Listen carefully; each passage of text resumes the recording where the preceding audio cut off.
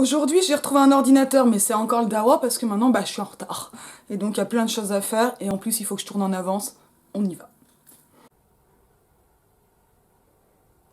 Alors, je voudrais revenir sur quelque chose que je suis en train de faire en ce moment. Je vais pas donner les détails de ce que je fais, mais en parler de façon un peu générale. C'est ce qu'on appelle une recension. C'est quoi une recension? Là, on va parler du dur de la science. Alors, évidemment, je le fais toujours depuis ma propre position, c'est-à-dire de chercheuse en littérature et de chercheuse non titulaire, mais ça, c'est un détail. Une recension, c'est aussi ce qu'on peut appeler un compte-rendu.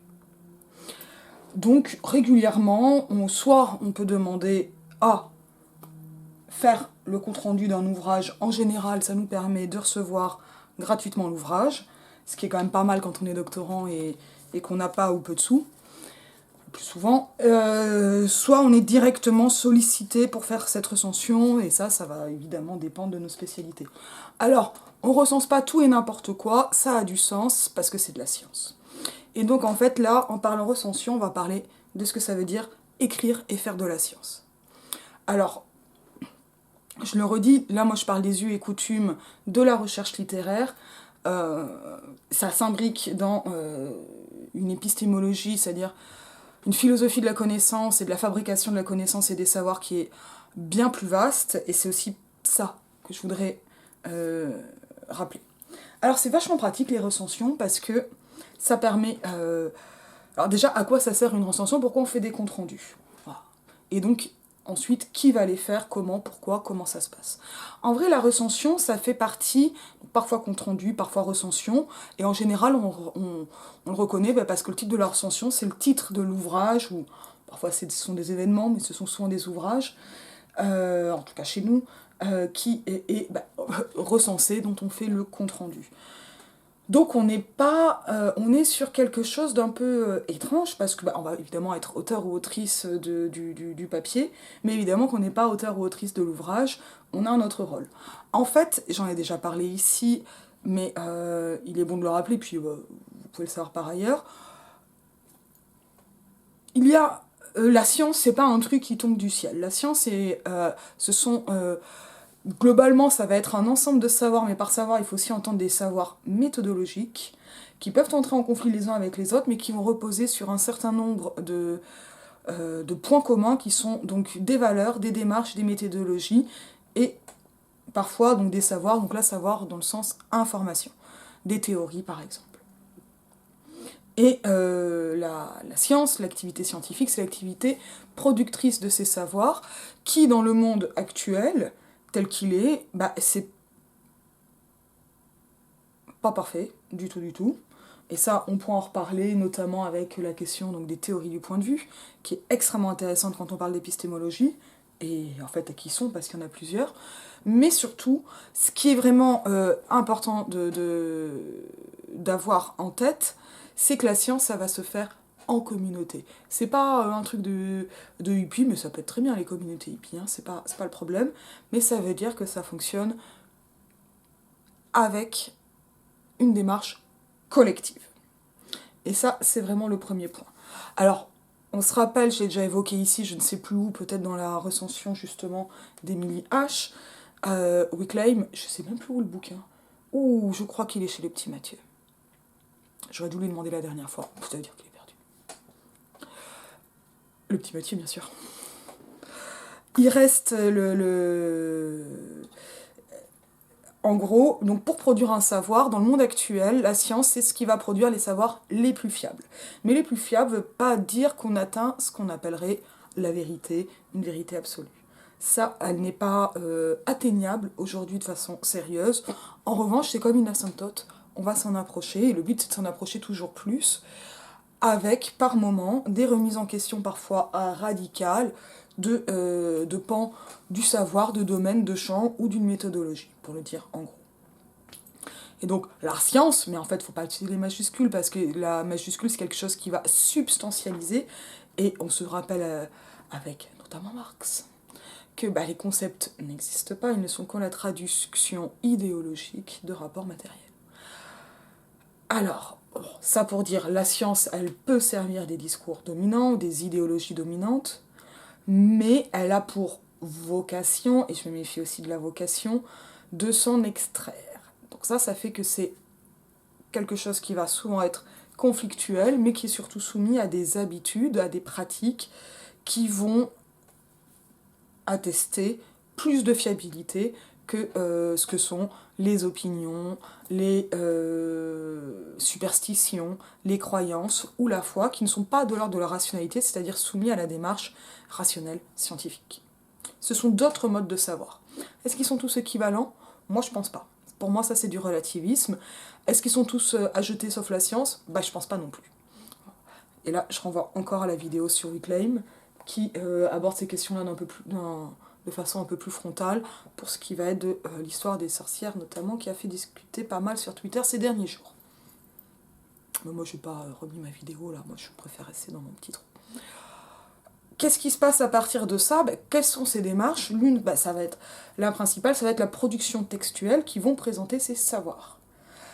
Et en fait, donc on va d'abord avoir des démarches expérimentales dans les sciences expérimentales qui peuvent l'être, des démarches d'approche des textes en littérature, donc ça va être au niveau de l'analyse.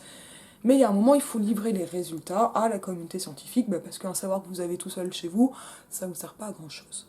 À part ce grand plaisir de savoir quand les autres ne savent pas, et en général, c'est pas les meilleurs savoirs. Et c'est pas la bonne démarche. Enfin, c'est pas ça qui va augmenter la fiabilité du savoir. Et ça, ce sont des démarches ésotériques, en fait, qui sont un peu l'anti-science. S'il y a des gentils et des méchants, la science, l'anti-science. Bon, là, c'est pour la blague. Donc, il y a tout un moment donc, de production de savoir, on va se poser des questions, où on va faire des découvertes. Alors là, c'est schématiser, raconter, souvent aussi mythifier. Eureka, c'est clairement un mythe. La pomme de Newton, c'est très franchement un mythe, c'est pour ça que Gottlieb peut s'en amuser de façon aussi hilarante. Mais ce qu'il va y avoir, donc c'est ce moment où on va produire un texte pour les résultats. Comment que ça marche aujourd'hui? On va d'abord avoir, pour les savoirs les plus fiables, ce qu'on appelle aujourd'hui le peer review, qui n'est pas le peer-to-peer qui sert à échanger des dossiers de façon souvent illégale, mais on peut être un peu pirate en étant scientifique. Le peer review, c'est-à-dire la revue par les pairs. Ça veut dire qu'en fait, très concrètement, on est chargé en tant que scientifique, tous nos articles qui paraissent dans des revues qu'on appelle à comité de lecture, sont en fait soumis à un processus d'expertise, avec souvent 2 ou 3 experts, anonymes, tout est anonymisé, c'est parfois très relatif comme anonymat, parce qu'on reste un petit monde, et avec des questions auxquelles il faut répondre quand on est experte, et qu'on est sollicité pour une expertise. Moi j'en ai déjà fait 2. Et on va globalement, alors ça c'est vraiment quelque chose qui vient des sciences expérimentales, ça peut être plus ou moins ouvert, ça change selon les revues en fait, et on sait qu'il y a des revues, c'est aussi ce qui fait le prestige de la revue, la notoriété mais aussi la difficulté de publication dans la revue, qui est liée au prestige bien sûr, mais aussi à la difficulté de répondre aux critères académiques, et donc là on va avoir le vert publiable tel quel, ça arrive jamais, l'orange publiable à condition de plus ou moins de modifications, souvent c'est beaucoup, et le rouge absolument interdit. Bon, ce qui n'est pas publié quelque part peut l'être ailleurs, peut être discutable, et ça en fait c'est sur ces procédés d'expertise que se fonde l'affaire Sokal. J'ai le bouquin de Bouvresse là par là, mais il n'est pas très bon quoi, sur les vertiges de l'analogie. Bon, mais ça, ce sont des choses qui peuvent déstabiliser un champ si on se rend compte que les procédés, les méthodologies et les expertises n'ont pas eu la rigueur qu'il aurait fallu avoir. Et c'est notamment tout ce qu'il y a aussi derrière l'affaire Out, actuellement. C'est que, bon, déjà au niveau éthique, ça allait pas du tout, mais sur les expertises, ça allait pas non plus. Bon, mais ça, ce sont des garde-fous, ce sont des choses qui vont permettre de garantir, quand tout marche bien, une plus grande fiabilité des savoirs qui sont exposés. L'article, le bouquin, pareil, ah oui, ça marche aussi pour les bouquins, on expertise des thèses. Alors, ça veut dire, par exemple, quand on va faire une thèse, on bosse pendant 3, 4, 5, 6, 10 ans, ça dépend un peu des matières et des parcours. Moi, ça a été 4 ans et demi sur ma thèse, qui est plutôt court pour une thèse de lettres, mais il y a des thèses de lettres en 3 ans, mais elles sont rares. Et elles vont Donc déjà, voilà, et avec des publications d'articles, donc dans mon cas, pas mal d'articles soumis pour une très grande partie d'entre eux à expertise. Donc bah, ça fait qu'on apprend quand même des choses hein, avec les expertises. Déjà dans les démarches, dans le fait d'être relu, c'est très douloureux hein, parfois ces expertises. Il y a beaucoup de mèmes sur ce reviewer true qui est toujours horrible. C'est pas toujours le cas, mais ça peut être assez dur hein, de relire les expertises. Et bah, l'anonymat lève un filtre hein, probable. Je sais qu'il y a des moyens où on a des chances de retrouver qui a écrit quoi, qui a expertisé quoi, en filoutant un peu. Franchement, je pense qu'il vaut mieux pas savoir. Moi, je me dis, voilà, on prend le truc tel qu'il est, on reste sur les faits, on n'en fait pas des conflits de personnes, mais ça peut être difficile. Parce que des fois, on a une sensation de conflit de personnes, ça peut arriver. C'est pas la majorité. Donc une thèse, ensuite, elle va être soumise à un jury qui accepte ou non. Ça arrive que ce soit refusé la soutenance, ou décalé, ou etc. La soutenance, c'est un vrai moment d'expertise. Alors, c'est souvent présenté comme une formalité un peu longue et contraignante. Et bien, des fois, ça se passe pas bien une soutenance. Hein. Des fois, ça mène pas au diplôme de doctorat, ou pas dans les conditions qu'on voudrait. Il faut quand même se le rappeler. C'est pas gagné.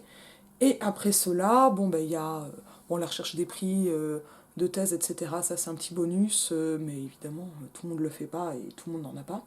C'est le principe des choses très sélectives. Et c'est lié à plein de facteurs, le fait d'avoir ou non un prix de thèse, ou plusieurs. Il y a des gens qui en ont plusieurs. Ou pas du tout, même si on a présenté sa thèse. Disons que quand il y a un prix de thèse, c'est plutôt bon signe, mais ne pas en avoir n'est pas un mauvais signe. Hein. Voilà. Et après, en littérature, on va quand même avoir tendance à publier nos thèses, et donc là, ça passe à nouveau par un comité éditorial, mais qui est aussi scientifique, plus ou moins rapide. En général, c'est pas rapide du tout. Voilà. Et après, on va avoir la publication de l'article ou de l'ouvrage. Et là, on n'a pas encore de recension là-dedans. On n'a que les expertises. Donc les expertises, c'est un peu le off du Festival de la science. Et là, on va passer dans le dur.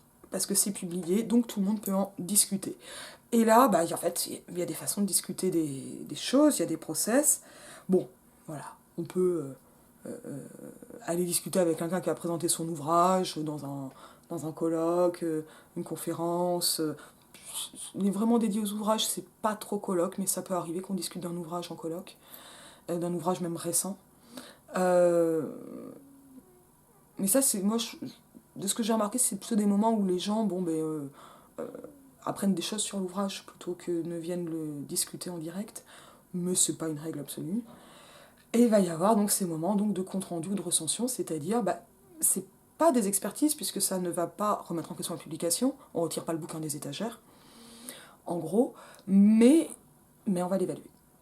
Et donc on évalue des numéros de revue, donc là avec les articles dedans, et on évalue les publications, par exemple d'actes, par exemple de thèses, par exemple d'études, par exemple d'HDR, on évalue tout.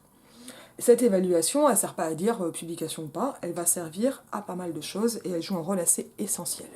Alors, et là en fait on va revenir à Nénès, c'est-à-dire à Ernest Renan, parce que c'est vraiment lui qui m'a aidé à comprendre la philosophie derrière, enfin les enjeux qu'il y a derrière l'écriture d'une recension, avec une remarque de mon professeur de littérature comparée de l'année où j'étais le Lyon, s'il regarde il se reconnaîtra. Je le salue bien. Mais que j'ai entendu, je ne veux pas le gêner en donnant son nom, mais que j'ai entendu dire en cours, hein, c'était un moment moi, voilà, que j'ai vraiment retenu et qui m'a marqué, que la dissertation était un des rares moments dans nos cursus où on était confronté à une altérité, à quelque chose d'autre d'en dehors de nous, à une pensée qui n'est pas la nôtre, et qu'il s'agit de discuter, donc là pour discuter la citation, et qu'il y avait un autre moment qui est aussi très important, qui était celui de la recension. Moi à l'époque, évidemment, je n'en avais encore jamais fait, et en revanche, j'avais déjà repéré ce que c'était, mais c'était encore très flou. Et c'est vrai. Et pour cela, c'est un moment ou un type de texte qui est très important au niveau de la communauté scientifique, parce que on n'est pas si nombreux que ça à lire les thèses en entier, en tout cas toutes les thèses. Bien sûr qu'on en lit beaucoup, mais il y en a encore plus qui sont publiées. Beaucoup plus. Et la recension, en fait, elle va déjà servir à savoir qu'un livre est publié, ce qu'il y a dedans, ce qui est bien, ce qui est pas bien. Schématiquement. Donc c'est la fiche de lecture par un expert du domaine qui va le plus souvent écrire de façon Bah, en fait, je sais pas quelles sont les proportions. J'allais dire de façon officielle, mais en vrai, moi, j'ai fait des recensions anonymes et des recensions signées. Ouais, les deux existent, je ne sais pas dans quelle proportion. En tout cas, c'est quand même un petit article scientifique sur un autre ouvrage, hein, et sur ce qu'on peut en penser, et qui va en montrer ou non l'utilité. Alors pourquoi je reviens à Renan, en plus d'avoir parlé de mon prof? Parce que Renan, bah, en fait, a cette particularité de pas mal écrire sur les recensions, en plus d'en faire énormément. Alors, pourquoi? Ça, on le comprend bien quand on lit L'avenir de la science, et j'envoie ma vidéo sur l'avenir de la science. La recension, en étant un compte-rendu, elle va permettre de résumer. C'est une super fiche de lecture, en fait. Et ça va la rendre très très utile. Dans la pensée de la science de Renan, qu'il développe beaucoup dans L'avenir de la science et pas seulement, et là je vais faire un globi-boulga de Renan, enfin plutôt une synthèse, parce qu'on va leur donner. Globalement, Renan pense la science comme un édifice, ça c'est vraiment une métaphore qu'il emploie, c'est une métaphore héritée du christianisme, hein, mais alors, et qui pose plein de problèmes hein, en histoire info des sciences, parce que globalement, la science elle est toujours cumulative et elle monte. On sait que c'est pas le cas, puisqu'il y a des moments de remise en question, de démolition si on veut filer la métaphore, mais attention, aux métaphores, elles sont souvent piégeuses. Et pour lui, donc ainsi, chaque monographie, c'est-à-dire étude sur un cas particulier, quelque chose de précis, pas forcément en auteur, mais souvent en auteur, va constituer une brique dans l'édifice de la science. Et ça lui permet de comparer les savants, on ne parle pas de scientifiques à ce moment-là, enfin, on va avoir l'adjectif mais pas le substantif, à parfois des félins, comme devant les pyramides, ou parfois des abeilles, ou des petites fourmis, ou il les appelle aussi les travailleurs de la science. Or, avec peut-être une appropriation culturelle de classe, ça, c'est très possible parce qu'il oublie un peu de dire que c'est quand même moins difficile d'être savant que d'être ouvrier, surtout au XIXe siècle, et encore aujourd'hui. Bon, en tout cas, il tisse comme ça ces analogies, cette métaphore, et à ce niveau-là, bah, la recension, elle est utile parce qu'elle permet de faire connaître, donc elle a une fonction de médiatisation, mais aussi donc de résumé, c'est-à-dire qu'il est bien conscient, il n'est pas le seul, qu'on est à un moment au XIXe siècle de ce qu'on appelle depuis la spécialisation, c'est-à-dire la division des savoirs en différents champs disciplinaires, qui vont être tous de plus en plus spécialisés, et cela fait qu'il devient impossible, matériellement impossible, d'être expert de tout. Et d'être un savant, on va dire, polymathe, pluridisciplinaire absolu, comme l'a encore été Goethe. Et Goethe est le dernier modèle pour lui avec un peu Humboldt, qui reste un contemporain Humboldt. Hein. Mais le grand modèle c'est Goethe, avant ça va être Newton souvent, Descartes, voilà, des figures comme ça un peu totales. Mais c'est pas qu'ils sont pas forts, hein, c'est que le champ des savoirs, le domaine des savoirs a été profondément modifié. Et qu'il n'est plus possible d'embrasser l'ensemble des savoirs, ce qui pose après la question donc, des deux cultures, telles que la pose Persisno, c'est un texte de 68, mais il est réédité. Mais moi j'ai l'édition de 68, parce que je suis une collectionneuse, tapez-moi sur les doigts. De savoir donc la culture en gros scientifique et littéraire, comment les coordonner, parce qu'il y a quand même des manques au fait de ne plus avoir un regard d'ensemble. Ça ne veut pas dire que tout le monde était spécialiste de tout, hein, mais c'était encore possible et ça ne l'est plus. Et donc il y a quelque chose dans la culture de ce qu'on a appelé longtemps l'honnête homme, qui pose énormément de problèmes qui se reflètent hein, dans les polémiques que l'on entend sur l'école, les programmes scolaires, etc. On y est. Voilà. Donc la monographie, elle va être extrêmement essentielle, mais la monographie, elle va dans l'histoire des idées, qui est ce qui intéresse Renan, elle va se réduire. Elle va se réduire à une idée, parfois seulement un symbole. Pas seulement pour les savoirs de type scientifique. Jésus n'est plus qu'un symbole, par exemple. Mais un symbole, c'est une chose dans laquelle on va mettre beaucoup de choses. Un traité scientifique va finir par être résumé en une phrase, qui va résumer ce qu'on appelle la thèse, l'idée principale. Et cette réduction, en fait, elle est nécessaire pour appréhender l'ensemble et garder la synthèse, puisque c'est, pour Renan, on rappelle, il y a 3 âges de la science, ça vient pas que de lui, c'est un truc aussi qu'on a chez Auguste Comte et pas mal d'autres. Mais on commence par un syncrétisme originel, ça c'est très renanien, un temps de l'analyse, boum, la spécialisation, et on va revenir à la synthèse. On va pouvoir surplomber. Et en gros, pour lui, la philosophie, c'est ce regard de surplomb. Là, ça c'est un... Dans La métaphysique et son avenir, un article qui est assez polémique et qui est une réponse à Vachereau qui était un élève de Cousin. Donc là, on est dans la controverse. Et c'est justement une recension. Donc la recension, elle va d'abord servir à médiatiser, pas seulement l'ouvrage, parce qu'en fait cette médiatisation, elle réduit, mais elle permet aussi de donner des repères bibliographiques qui ne sont pas juste des références biblio. De savoir que l'ouvrage existe parce qu'on a son titre, mais ça va quand même donner une idée de ce qu'il y a dedans. Donc ça, en tant qu'étudiante, ancienne étudiante maintenant, chercheuse, etc., les recensions, c'est ultra précieux parce que y a plein de livres que je n'ai pas lus parce que j'ai vu que je n'en avais pas besoin. Et d'autres que je suis allée voir parce qu'en tombant sur la recension, j'ai compris qu'il fallait aller les lire. Et ça m'aidait aussi à me positionner, notamment pour des questions desquelles je n'étais pas forcément spécialiste. Parce que les auteurs de recensions sont, normalement, des spécialistes du domaine. Et ça, c'est ultra utile. C'est de la science qui fonctionne. C'est de la science qui circule et qui va, oui, se résumer, parce qu'on ne peut pas avoir les détails de tout le temps, mais circuler. Circuler et donc progresser. Non pas que ce progrès soit inéluctable, nécessaire, etc. Bon, moi je crois qu'il est quand même souhaitable. Je suis progressiste. Mais c'est ça qui va permettre, oui, voilà, d'avancer, d'inclure des résultats et de ne pas passer à côté de pas mal de choses. Ça permet évidemment, bien sûr, d'avoir aussi des regards critiques, et critiques vraiment dans le sens kantien, de critiquer le pour, le contre, on regarde ce qui est bien, ce qui est pas bien, les petites faiblesses, parfois on met des coquilles. Si jamais il y a un retirage, bon ça franchement je pense qu'on peut s'en passer. Mais au début je pensais que c'était obligatoire. Ces petites coquilles, en fait maintenant je pense que c'est quelque chose qui est plus humiliant qu'autre chose, comme relever les fautes d'orthographe des gens. Mais ça c'est aussi lié au fait qu'il y a de moins en moins de relecture éditoriale chez les éditeurs scientifiques, et c'est quand même un problème. Parce que en tant que scientifique on est censé le faire, et on le fait, et on relit beaucoup, mais on reste, pour en être savant, on n'en est pas moins homme, pour parodier Molière parodiant Corneille. Et y a quand même des choses qui échappent, mais des retirages de tests, par exemple, il n'y en a pas beaucoup. Donc, est-ce que c'est vraiment important de savoir qu'il y a une coquille page 212 ? Voilà. Si elle est grave, oui. Si elle change le sens.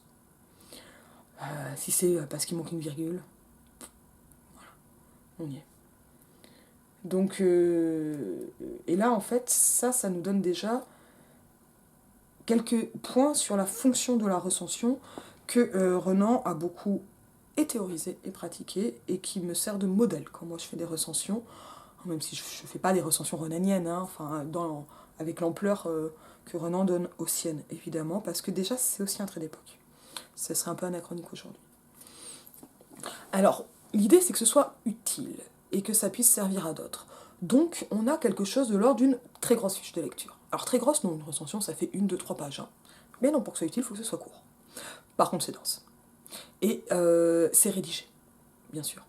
Inutile de le préciser, c'est rédigé. Évidemment que ce sont des prises de position avec des évaluations et des jugements qui vont un peu détailler, dans le cadre de ce qui sera le plus important aux yeux de la personne qui écrit, évidemment, ce qu'il y a dans l'ouvrage, et donc c'est bien, c'est pas bien. Est-ce que ça ne sert qu'à distribuer les bons et les mauvais points ? Eh bien, moi, je pense que non. Je pense qu'en plus, si on se pose en donneur ou donneuse de leçons, ça fait pas de bonne recension, parce qu'en fait, on n'écrit pas à l'auteur ou à l'autrice de l'ouvrage, et encore moins pour les descendre ou les flatter selon qu'on les aime ou pas, ou qu'on a envie de se faire mousser ou pas, ou de quel... Voilà. C'est pas le principe. Bien sûr qu'il y a des règlements de compte qui se font par recension, bien sûr. Mais s'ils ne sont pas argumentés, ils ne passent pas. Ça, c'est clair. Ça, c'est vraiment pas possible. Donc les choses, elles vont se jouer ailleurs et autrement, c'est-à-dire que, en fait, à qui on s'adresse, comme toujours, au lecteur, à la lectrice, à la personne qui sera souvent un scientifique ou une scientifique, mais pas forcément et pas tout le temps.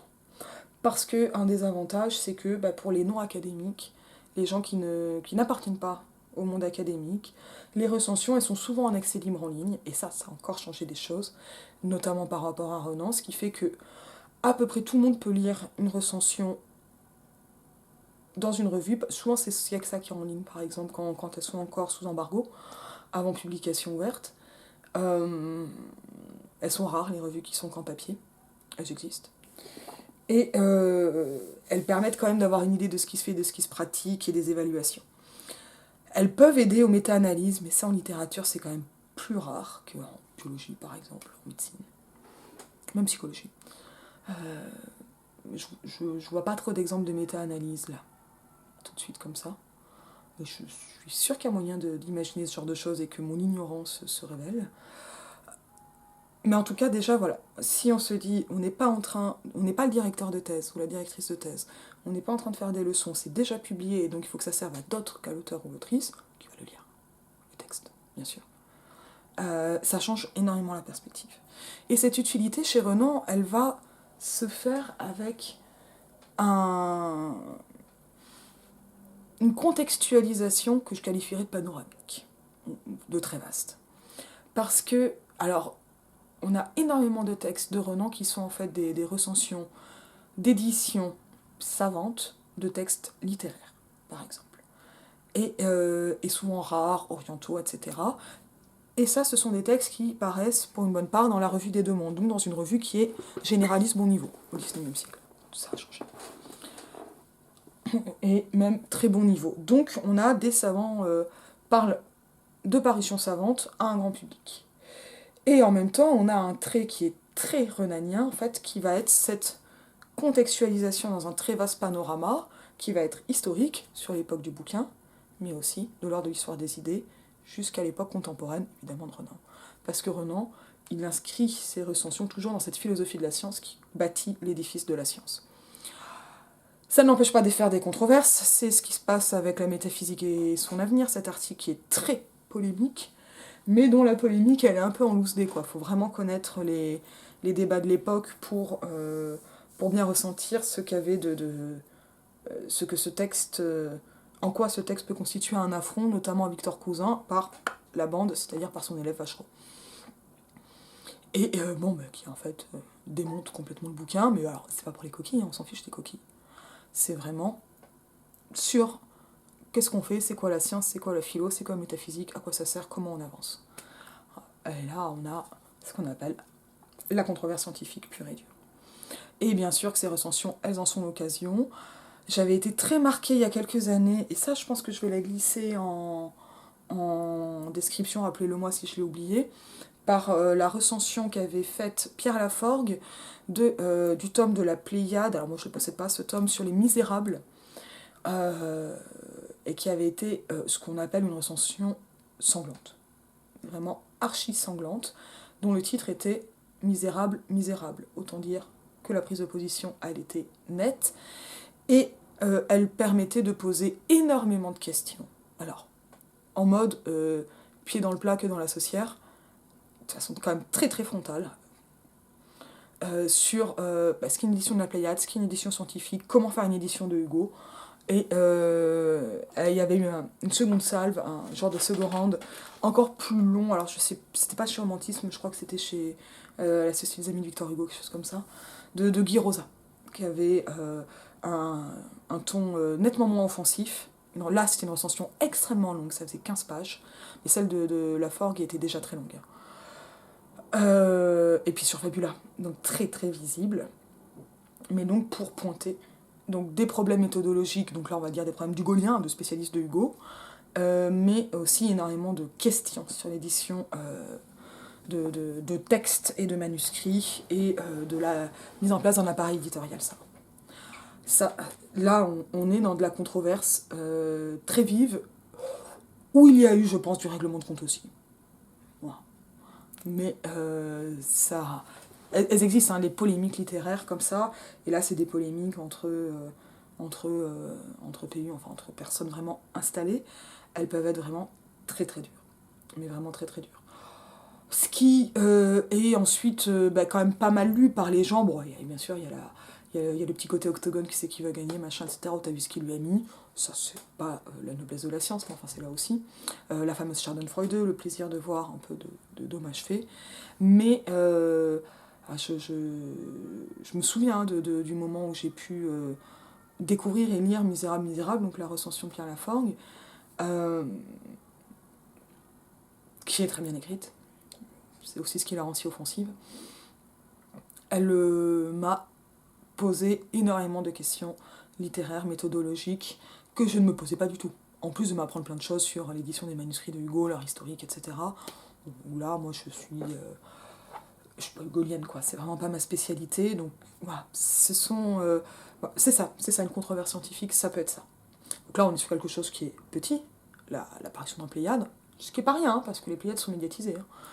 Mais ces controverses, alors voilà, l'ouvrage va permettre ça. Chez Renan, on le voit avec la métaphysique et son avenir.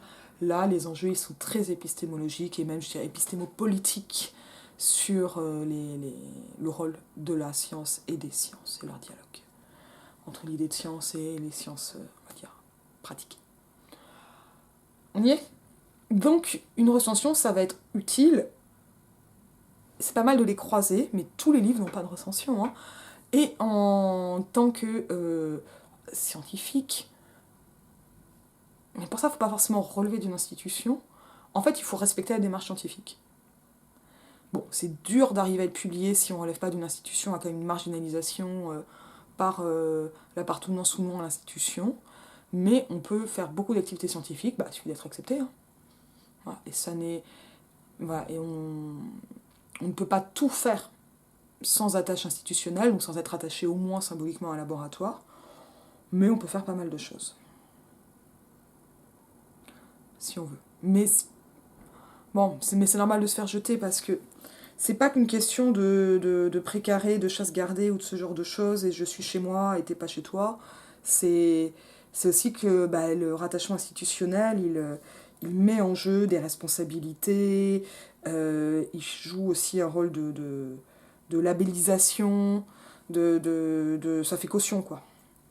Et c'est pas parce que quelqu'un dans un laboratoire va faire une recension difficile que tout le labo est mis en question, mais y a quand même des choses qui se jouent aussi, notamment pour les parutions collectives, quoi. C'est parce que c'est plus rare en littérature, mais en biologie, c'est la norme d'avoir plein d'auteurs pour un article. Entre les gens qui font les manipulations, qui inventent les protocoles expérimentaux, etc., un article, il n'est pas signé par une seule personne en sciences expérimentales. Très rarement. C'est pour ça qu'il y a des gens qui en ont 400. Allez, suivez pas mon regard, ça serait désagréable. On y est, donc la recension, elle peut entrer dans une controverse, mais pas forcément. En tout cas, moi, je la trouve particulièrement précieuse quand elle va replacer dans un panorama. C'est-à-dire rappeler les enjeux et pas forcément se limiter aux enjeux vus, ou révélés ou signalés dans l'introduction, dans la préface ou au long du travail, parce que parfois, on peut voir un intérêt plus grand que celui que l'auteur et souvent l'autrice affiche. Et c'est là aussi où ça devient vraiment intéressant et ça peut être vraiment très utile. Et donc c'est aussi, donc c'est évidemment des textes argumentatifs, avec des preuves, des démonstrations, etc. Mais ce sont aussi des textes didactiques. Pourquoi ce texte est important? Qu'est-ce que ça nous apporte de le lire? Mais attention, à quoi faut-il faire attention? Quels sont les regrets? Et en fait, moi, c'est vrai que les critiques, je les vois plutôt comme des regrets. Alors, qu'est-ce qu'on va prendre en compte quand on va faire un peu tout ça? Évidemment, le factuel. Est-ce qu'il y a une erreur factuelle? Est-ce qu'il y a un problème de démarche? Est-ce qu'il y a quelque chose de surprenant? Est-ce qu'on voit un gros oubli? On peut vraiment être surpris ou surprise par oublier Renan. Enfin, c'est pas le cas du texte que je suis en train de recenser. Et c'est le cas d'autres textes que j'ai lus et où j'ai été vraiment étonnée de ne pas avoir mentionné Renan. C'est en rapport avec le sujet, hein, évidemment. On peut regretter des choses ou saluer dans la construction de l'ouvrage. Alors souvent, on est littéraire, on fait des petites remarques de style, ça c'est vraiment des choses qu'on fait pas ailleurs. Et bon, ça c'est le style, c'est le littéraire. Ça c'est dire que c'est bien écrit, léger, parfois laborieux, ou ne rien dire du tout. Mais en général, on essaie de faire une remarque sur le style ou l'écriture, mais ça c'est... Bon, c'est un point de détail, mais ça peut jouer. Mais ça va aussi être donc des questions de structure, d'organisation, les manques éventuels, les surprises, est-ce qu'il y a des raccourcis, donc des choses sur lesquelles il faudrait nuancer, et on peut apporter cette nuance et la justifier, mais aussi, et sans dire que c'est un manque, parce que un ouvrage n'est pas le livre ou un livre total, comment encore prolonger, avec quoi d'autre on peut le lire, ça c'est plus facultatif. Mais ça me paraît toujours intéressant de compléter, parce que ça, c'est ça qui va servir au... Ça, c'est pas du tout obligatoire, mais je trouve que ça fait partie des choses qui sont vraiment utiles. Est-ce que le style est neutre? Ben non, puisqu'il est évaluatif. Est-ce qu'il faut essayer de viser une neutralité? Ben oui, puisqu'on n'écrit pas pour soi. Et ce n'est pas comme quand on raconte ces choses-là, par exemple sur YouTube, mais on va être dans l'idée qu'il faut être utile à d'autres gens qui sont aussi en train de travailler. Et en sachant que ça peut aussi être utile, tout simplement à des gens qui ne sont pas en train de travailler, mais seulement de se renseigner, c'est super quoi. Enfin, quand je dis travailler, c'est-à-dire d'écrire eux-mêmes des textes scientifiques. Parce que c'est le robot. Donc ça, ce sont des points qui me semblent vraiment importants de souligner dans une recension. Ce sont vraiment ceux que je relève. Alors moi, c'est quand je fais une recension, j'écris dans les livres. Ça, c'est obligatoire. De toute façon, j'écris dans les livres. Hein. C'est évidemment pas les Pléiades. J'ai jamais fait de recension de Pléiades, comme ça, c'est réglé. Mais j'écris dedans, on va relever des citations. Mais en fait, voilà, après, je prends un moment où je me demande qu'est-ce que j'ai pensé du livre. Là, je commence à prendre des notes. Et ensuite, deuxième question. Donc voilà, il y a ça, tac, tac. Là, c'est le bordel, hein, mais ça s'appelle du brouillon, ça s'appelle des notes de lecture, quoi. Et à partir de là, bon, ben voilà, qu'est-ce qui me manque, machin. Est-ce que c'est ce à quoi je m'attendais? Est-ce que je suis plutôt déçue, plutôt surprise? Ça, je le dirai pas tel quel. Ça me permet de savoir ce que je vais penser d'un livre. Est-ce qu'il y a des choses sur lesquelles il est important de revenir? Parce que, est-ce que j'ai vu des erreurs? Par exemple, ça c'est vraiment très important. Est-ce que le tout fait un tout? Est-ce que le tout fait un ensemble, notamment pour les actes? Ça compte, ça marche aussi pour les thèses, donc sur la structuration. Est-ce que je suis convaincue par tout? Voilà. Et en fait, moi, je trouve très important de faire une présentation qui va souvent suivre l'ordre de l'ouvrage, mais c'est-à-dire par partie, pour expliquer quels sont les enjeux et en m'appuyant sur les introductions et les annonces. Très simplement parce que comme ça me rappelle que je suis pas en train de délirer toute seule, je suis vraiment en train de présenter un texte à des lecteurs qui n'ont peut-être pas le temps d'être des lecteurs plus approfondis, qui n'ont peut-être pas le temps d'approfondir plus cet ouvrage-là. Et donc il faut être utile. Et donc le résumé des parties, de donner le titre des parties, c'est super utile. Et de donner les pages des citations, c'est super utile parce que y a quand même bien des moments où, par exemple, on a lu le bouquin, on a oublié de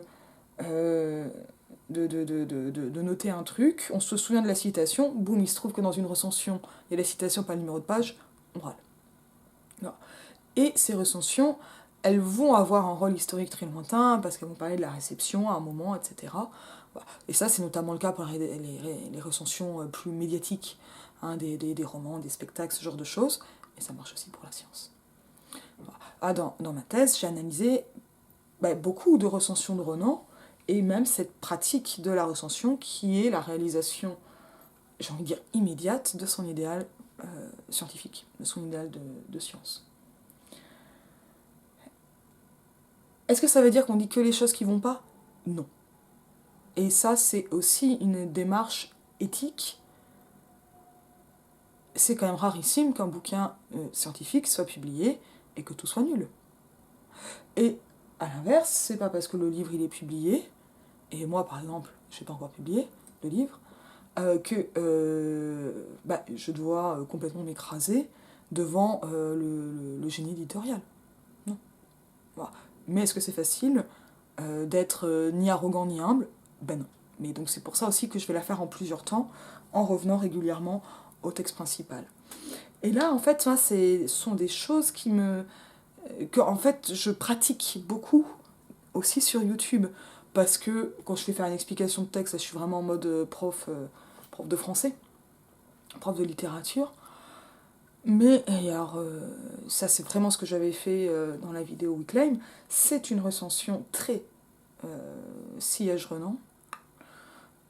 parce que je suis renanienne, de replacer dans un contexte plus large les textes écoféministes dont Emilia fait l'anthologie et qu'elle présente de façon extrêmement intéressante dans ce livre. Et pour voilà, remettre en contexte. Et ça peut paraître étonnant de se dire que oui, des textes évaluatifs, mais pas forcément subjectifs, sont des textes scientifiques, mais en fait, même pour l'élaboration de projets, donc ça c'est pour faire tomber la thune, pour un projet de thèse, pour un projet d'ANR, etc. Enfin, voilà, pour récupérer des fonds, on est tout le temps expertisé, tout au long de la carrière. Pour ça que les enseignants-chercheurs sont aussi en colère quand ils entendent qu'on va les évaluer, parce qu'en fait ils le sont tout le temps. C'est vrai qu'ils ne le sont pas sur l'enseignement, ce qui pose des questions déjà évoquées dans les vidéos sur l'agrégation, comme substitut, comme relais d'une espèce d'évaluation de la formation qui ne fonctionne pas du tout en tant que telle, qui fonctionne pour d'autres choses et moins pour d'autres. Mais on est tout le temps évalué. Et ça, c'est un point qui est pas forcément facile à voir, parce qu'on a aussi beaucoup d'évaluations qui sont donc officieuses. Ça ne veut pas dire que ça se fait en loose day, mais qui ne sont pas publiées. Et ça, je trouve que c'est très très discutable que les rapports scientifiques ne soient pas publiés, ou que peut-être pas tous les projets de thèse ou de postdoc ou CNRS par exemple soient publiés, mais que moi je pense que ceux qui sont sélectionnés devraient être systématiquement publiés sur le site de l'institution qui finance, par exemple, puisqu'on l'a sélectionné. Et pas pour dire que c'est pour aller s'en moquer ou quoi. Bon, de toute façon, les gens qui veulent se moquer des thèses, du wokisme, ils prennent des mots-clés et ils ne savent même pas utiliser thèse.fr. Donc ça n'a aucun fondement scientifique. Mais pour donner un accès plus ouvert à une science qui est en train de s'ouvrir de plus en plus au public, sur ses pratiques, sur ses fonctionnements, et aussi sur ses conflits, et souvent ses ornières. Et je vous dis à bientôt.